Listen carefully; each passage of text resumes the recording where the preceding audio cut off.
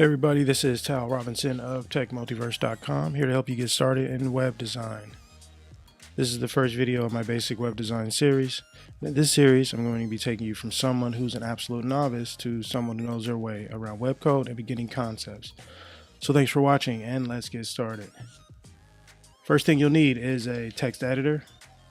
For Mac users, I recommend Sublime Text.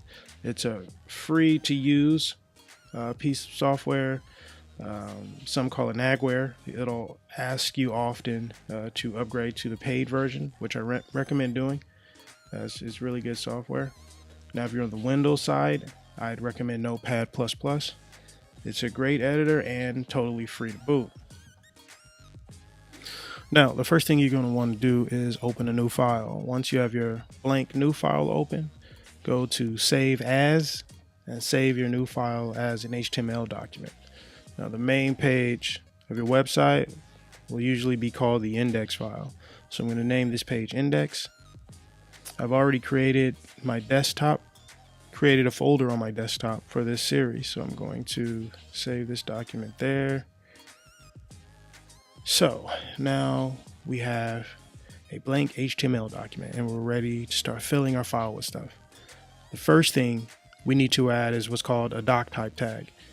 But before we get to that, I need to explain to you a little bit about HTML documents and how they're set up.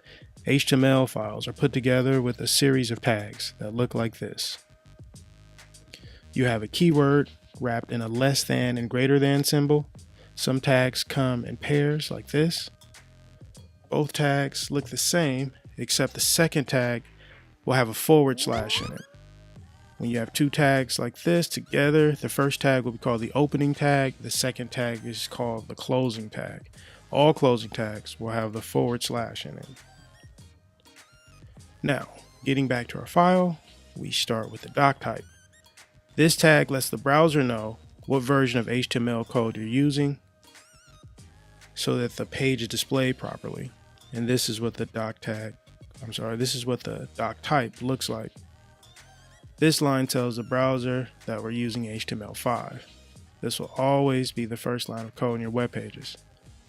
Next, we need our HTML tag, or HTML tags. Everything is written between these tags, and everything written between the tags will be our web page.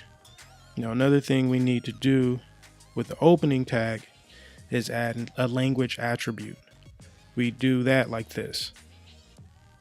And we'll set that to English to let the browser know what language this page is written in. After adding that, we now need to set up the head and body of our document. And we do that like this. Now in the head section goes all the informational things like page title, scripts, and CSS links. In the body goes all the stuff that actually appears in the browser to the user, things like texts, videos, and images.